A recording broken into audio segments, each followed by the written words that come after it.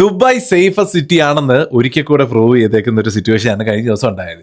ഞങ്ങൾ ഒരു ശനിയാഴ്ച വൈകുന്നേരം ഞങ്ങളുടെ വീടിന്റെ തൊട്ടടുത്ത ഒരു പാർക്കിൽ ഞങ്ങൾ ഒരു ഡാൻസ് റീല് ഷൂട്ട് ചെയ്യാനായിട്ട് പോയി.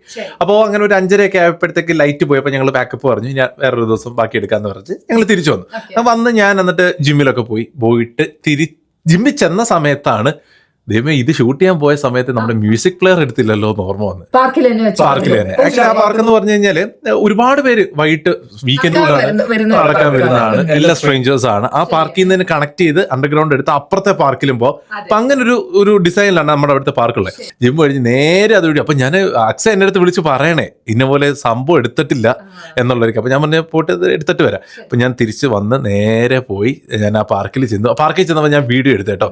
അപ്പൊ അവിടെ ഞങ്ങൾ ചെന്നപ്പോൾ 1-2 പേരൊക്കെ അവിടെ ഇവിടെ ആയിട്ടുണ്ട്. പിന്നെ ഞാൻ ഇതിനകത്ത് അവസരം കൊടുത്തൊരു പൂച്ചയുണ്ട്, ആ പൂച്ച അവിടെ ഉണ്ടായിരുന്നു. ആ സമയത്ത് ഹൈ ഒക്കെ പറഞ്ഞിട്ട് ഞാൻ സ്റ്റെപ്പ് കയറി അങ്ങോട്ട് ചെന്നപ്പോ ഉണ്ടല്ലോ, എവിടാണോ വെച്ചിരുന്നത് അതേ പൊസിഷനിൽ എൻ്റെ ആ മ്യൂസിക് പ്ലെയർ അല്ലെങ്കിൽ ആ റേഡിയോ അവിടെ ഇരിപ്പുണ്ട്.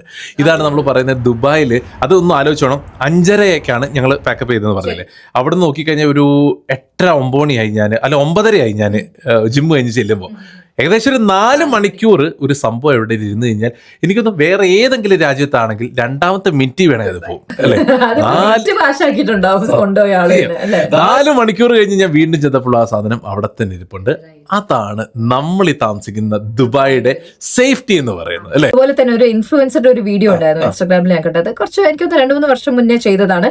ഒരു സോഷ്യൽ എക്സ്പെരിമെന്റിന്റെ ഭാഗമായിട്ട് ദുബായ് മോളിൽ അവരുടെ ഹാൻഡ് ബാഗും ലാപ്ടോപ്പിന്റെ ബാഗും ഒക്കെ വെച്ചിട്ട് പോവുണ്ടായി.